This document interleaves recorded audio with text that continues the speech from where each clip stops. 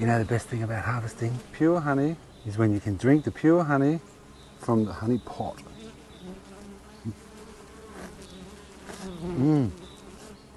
I feel like Winnie the Pooh.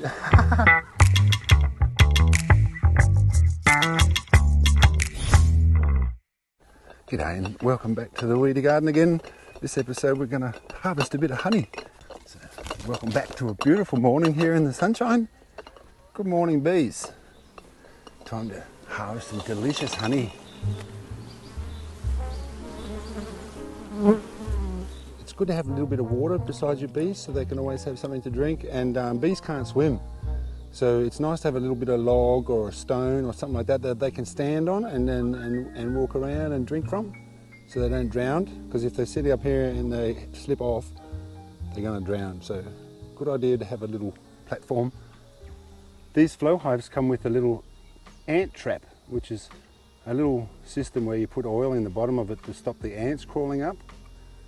It really works, but you've got to also keep the long grass away. If they crawl up the grass, they can come onto the hive via the grass.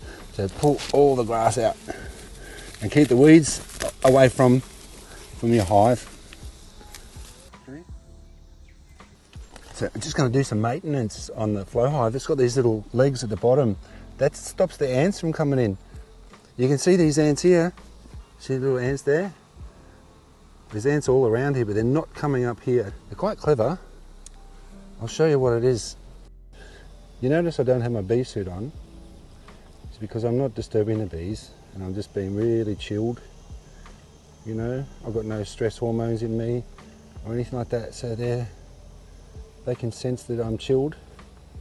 Just put a bit more oil in here. So put a bit of oil in like that. Okay, so just tighten that down so it covers up the oil. And the ants, they can't get in because they can't get through that little moat. It's like a little moat around a castle. So I just do all 4 of those. Just clean the bottom of this out, get all the dead ants and the gunk out, and put some new oil in. I just squirt enough in so it just starts to overflow. And to make it a lot easier to screw these off and on, I get my wire brush and I just give it a little scrape around the thread there, because then that just takes any dirt off, makes it easier to screw up and down. Alright, so all of them have got oil now. I just put this last one on and we'll have a look at the hive beetle trap. Similar thing with the oil. So this is the hive beetle trap in here. It's just a lot of oil. And it looks really healthy actually. You can see a little bit of pollen here. A lot of dead hive beetles. So I'll take this over to the compost and clean it and put some fresh oil in. Okay. Just chuck this in the compost.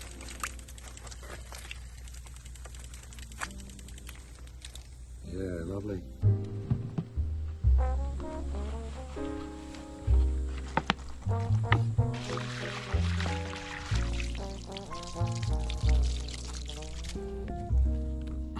So nice and clean. Back in, and I'll put some oil, ordinary vegetable oil, just vegetable oil, everybody. As long as the hive beetle can't swim in it. So just put a nice little big lot of oil in here. Gonna have to use the rest of what I've got. You can see the hive beetle comes in here, and the bees, they knock it out and kick it out and blow it out, and it'll fall down. And the oil trap, they fall into the oil trap and they can't get out. So that's the end of them. So that's a really good way to do it. If you didn't have the oil trap, then the bees would keep them out, but they've got to work extra hard to keep all these hive beetles away. So this is a brilliant little setup. And this is a little ventilation. You can put it on this way or that way, depending on if it's hot or cold. If you want to keep the warmth in, you turn it that way so it blocks off the ventilation, keeps them warm. But we want it open. Always have it open here in northern New South Wales because it's always pretty warm. And then just close that off again. So that's ready to go. That's pretty much all the maintenance I do on that. So now we'll harvest some honey. So put on these little catches here. So yeah, show you how easy it is. I would never have got bees if it wasn't for the flow hive. You know, I've only had good experience from the flow hive. I've got my little cloth with me because I have that with me every time I work on this, just to clean everything up. Just keep it nice and clean. Okay, and then we put this on. And then we need our little tool. We've got to open the top up here as well, like that. All right. So this is the back of the Flow Hive. You've got 1, 2, 3, 4, 5, 6 frames. And usually the bees, they'll start to make their honey from the inside out. So as these ones get filled, it gets filled. So the last ones that are filled are the ones on the outside. So if you look through the side here, you can see, if I open this up, there you go, you can see all these are capped. And it's as easy as pie. So the thing to understand is that the top frames here, they're made of plastic. It's high quality food grade plastic. But the bees, before they do anything with it, they coat the whole thing with their own beeswax. Okay? See, the way the Flow Hive works is there's a bunch of cells like half hexagon shape and another row of ones that are half hexagon shape. And they move up and down inside this slider. And when they come together, they make the cell, the honey cell. And when they join up, the bees, they go around and they kind of put their wax just around the edge here to level it, to seal it all in. Then they coat the whole thing with wax, and then they start to fill it with nectar. And as that cell gets full of nectar, there's another bee that sits there and flaps her wings, and they dehydrate the honey to a certain level, so then it's ready and it's turned from nectar into honey, and then they cap it. And it's important to know that if you harvest the honey before the honey is capped, then you're harvesting honey that's still nectar. And what happens if you do that, you put it in the jar, smells nice, tastes nice, and if you use it quickly, it's kind of okay. But if you leave it in the cupboard with the lid on, it could expand because it'll get fermented and it turns into like a mead honey.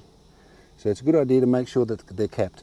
So when I harvest, I always leave about 1/3 to the bees.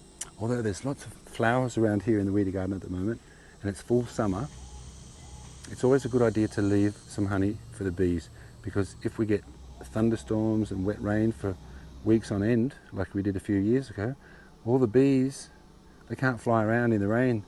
They get bombarded by water droplets, so they stay inside the hive and start eating from their supplies. And if they run out of that and they still can't come out, then they'll start to perish. So it's always a good idea to leave some honey for them. But one of these little bees, they can fly up to 6 kilometres around this valley to find flowers. And when they come back and they've found some flowers, they'll come back, they'll buzz their wings in a certain way so all the other bees understand what they're saying, and they'll know exactly where that flower is, even if it's 4.5 kilometres away. But I think there's a lot of flowers in the Weedy Garden to keep them busy. And it gives that diversity of the taste of the honey. I've got a lot of diverse flowers, which gives them really nice diverse flavours. So any jar of honey can taste different from the next, but they all taste delicious. I'm going to take these 2 frames and I'm going to take these 2 frames. And I'm going to leave these 2 in the middle for the bees. So let's start off with this one. So we'll take the little cap off the top and we get a jar. Okay, and then we have this little thing here. It's like a little funnel. So we just screw this little cap off here and we stick this in. It's got a little nozzle on the bottom there. That needs to go in the bottom and you can feel it go in. And there we go, we've got a little tap on it. Just place our jar. So the honey's going to run out. Watch this, the honey's just going to run out soon. Then we get this little tool and then we set it down the bottom. There's 2 little compartments here. You can see the bottom and the top, and it's got this little plastic divider. If we put it in the bottom first, I'm not going to put it all the way through and try to turn, because that means I'm opening all the frames at once. It's quite difficult. So what I do is I just start from the beginning and just slowly turn. You can hear it sort of click open. See that? And I just slowly put it in and turn a little bit at a time. And if you look on the other side here, you can see how it's opening. And then we've got honey coming out. No bees were disturbed. If you look up here in the cells, the way they move apart, the bees barely know that you're even taking their honey. I'll just let that run into the jar. Beautiful, see that honey coming in there? If you do this in the winter time, or when it's cooler, yeah, the honey comes out a lot slower. Okay, see, sometimes there's a little bee that falls into the honey pot. So what I'll do is I'll put it up the front and now I'll lick the honey off her.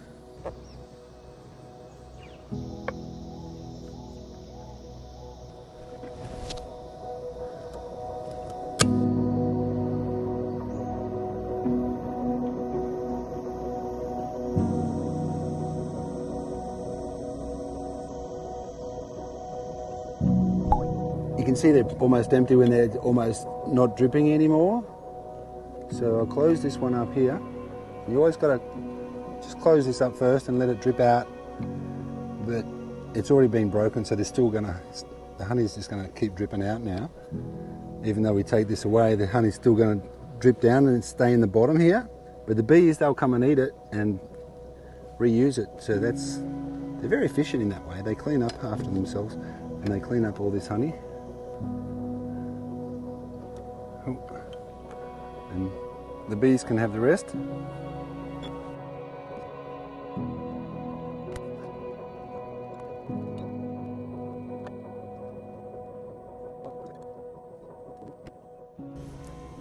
I always like to clean this up when I've finished harvesting. And then we close that down. Thank you, bees.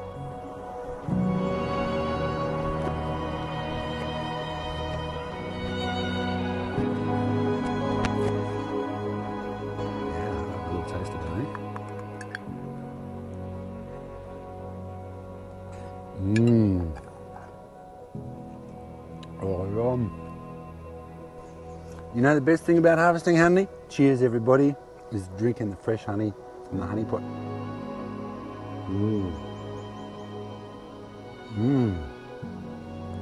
Feeling like Winnie the Pooh. Well, hope you enjoyed this video.